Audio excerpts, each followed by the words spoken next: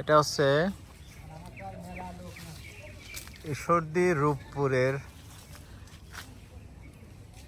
একদম সার বিষ দিয়ে ন্যাচারাল লিচু।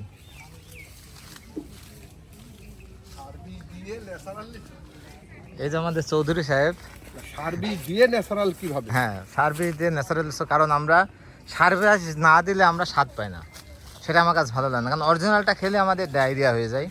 তাই আমরা এই যে মানে কেমিক্যাল যুক্ত লিচু ছাড়া আমাদের কাছে স্বাদ লাগে না। চৌধুরী সাহেব খাচ্ছেন লিচু, দেখা যাক তার অনুভূতিটা কি। চৌধুরী সাহেব, লিচুটা কেমন লাগছে? সেই স্বাদ, সেই স্বাদ। গরমের মধ্যে বেশি খাওয়া যাবে না। চৌধুরী সাহেব বলছে গরমের ভিতরে বেশি খাওয়া যাবে না, কারণ চৌধুরী সাহেব গরু মাংস না খেয়ে গরমের দাপটে ইলিশ মাছ খেয়ে আসছে, সাথে টাকি মাছ ভর্তা। হ্যাঁ, খুবই স্বাস্থ্য সচেতন। অবশ্য গরু মাংস পরে খাইছে 2-3 পিস, ওটাকে খাওয়া বলে না। এটা আমি এখনো খাইনি একটাও। না না না না না, বিষ দেওয়া বলে তো খাইনি।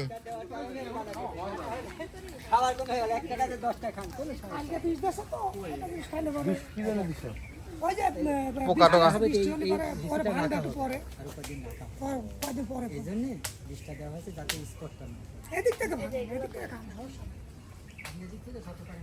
আমাদের খাওয়ার থেকে দেখাটা বেশি ভালো লাগবে।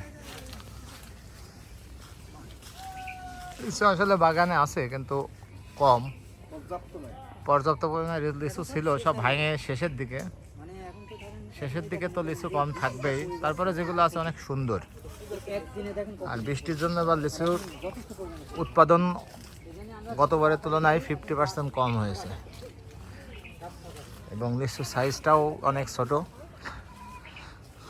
কালারটা সুন্দর হয়েছে কিন্তু লিচুর সাইজটা অনেক ছোট। দেখি এদিকে আরো বাগান আছে, গাছ আছে অনেকগুলা গাছ।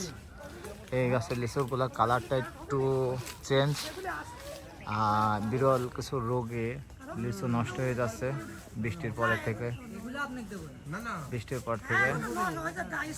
স্পট হয়ে গেছে। এটার জন্য লিচুতে মেডিসিন দেওয়া হয়েছে, এই জন্য এখান থেকে খেতে পাচ্ছে না। এই যে এটা চাষিদের অনেক ক্ষতি, এমনিতেই অনাবৃষ্টি, ফলন কম, তারপর আবার এই যে রোগ বৃষ্টির পরে,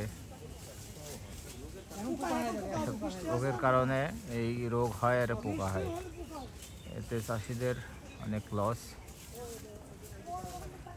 তো আজকের মতো এই পর্যন্ত এই লিচু বাগান থেকে। চৌধুরী সাহেব লিচু পাড়ছেন, দেখেন চৌধুরী সাহেব সবকিছু পাড়াতে খুবই এক্সপার্ট।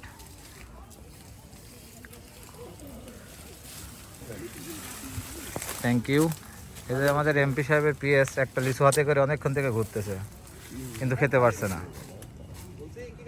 রুচি নেই এই কারণে। কেমন লাগছে লিচু? খুব মজাদার, খুব সুস্বাদু। আপনার মুখে রুচি কম, সেজন্য খেতে পাচ্ছেন না? না না। আচ্ছা আচ্ছা, ঠিক আছে, নেক্সট টাইমে অবশ্যই। গরমের কারণে লিচু আসলে শরীরের সাথে ওইভাবে যায় না, তবে এক পিস খেয়ে দেখি মনে হয় এটা খুব সুস্বাদু লিচু। রূপপুরের সেই রূপবতী লিচু, বোম্বাই, সত্যি রূপবতী, অসাধারণ, খুব টেস্ট, সেই স্বাদ, সেই রূপবতী লিচু। আসলে আমরা গরমে লিচু মুখের ভিতরে দিলে গরমটা আর গরম মনে হচ্ছে না। শরবতটা খুব ভালো লাগে। হ্যাঁ, তবে নেক্সট টাইম আমরা লিচুর শরবত খাবো ইনশাআল্লাহ। আমি খাই বাসায়, সিলিন্ডার আছে, ভাবি বানায় না একটু। হ্যাঁ, টক দই দিই। ওফ, শ্বশুরের দইয়ের কারখানা আছে তো, এই কারণে দই সবসময় থাকে, আর এই লিচু দিয়ে দই বানাইলে যে কি মজা লাগে খাই। তাই এই রূপপুরের লাল লিচু, বোম্বাই, এরা খুব ভালো। হ্যাঁ, আপনারা খাবেন লিচু দিয়ে দই দিয়ে একটা মিল্ক শেক হয়, ওটা হচ্ছে লিচু শেক। লিচু শেক খাবেন। আসলে এটা আমাদের নিজেদের দেওয়া নাম, লিচু শেক আপনারা বানিয়ে খাবেন, গরমের ভিতরে খুব আরাম পাবেন। সেই একটা অ্যাড আছে না যে লাচ্ছি খাচ্ছি খুব আরাম পাচ্ছি, তো এটা যেমন লিচু শেক খাবেন, আরাম পাবেন দই দিয়ে, কিন্তু দই দিয়ে। হ্যাঁ, তবে দইটা যদি হয় এই যে এমপি সাহেবের পিএস এর শ্বশুরের বাড়ির দই যদি হয় তাহলে ওটা হ্যাঁ আল্লাহ best। দরগা সুইটস এবং শাপলা সুইটস। হ্যাঁ, আল্লাহ দরগা সুইটস অ্যান্ড শাপলা সুইটস। হ্যাঁ দই আপনারা আসবেন। দই লিচু ব্লেন্ডার করে একটা জুস তৈরি করলে এটা খুব গরমের জন্য উপাদেয়। হ্যাঁ, এবং আপনারা ওখানে এসে এমপি সাহেবের পিএস মোহন ভাইয়ের নাম করবেন, অবশ্যই আপনারা ডিসকাউন্ট পাবেন ডিসকাউন্ট পাবে এবং অরিজিনাল দইটা পাবে। এবং অরিজিনালটা পাবেন। দই খাওয়ার পর একটা ঢেক উঠবে, সেটা খুব আরামদায়ক। আরামদায়ক। এখন তো আসল দই পাওয়া যায় না, হ্যাঁ হ্যাঁ, কিন্তু আমাদের এখানে পাওয়া যায়। আমরা আপনার অর্ডার দিলেও আমরা দিতে পারি, বিয়ে অনুষ্ঠান যে কোনো জায়গায়। আর লিচু আর দই শরবত এটা খুবই গরমের জন্য একটা উৎকৃষ্ট মানের খাবার। আচ্ছা, Thank থ্যাংক you. ইউ ভাই, হ্যাঁ। ভালো থাকবেন সবাই। আমরা এখন লিচু খাবো, তো বাই বাই।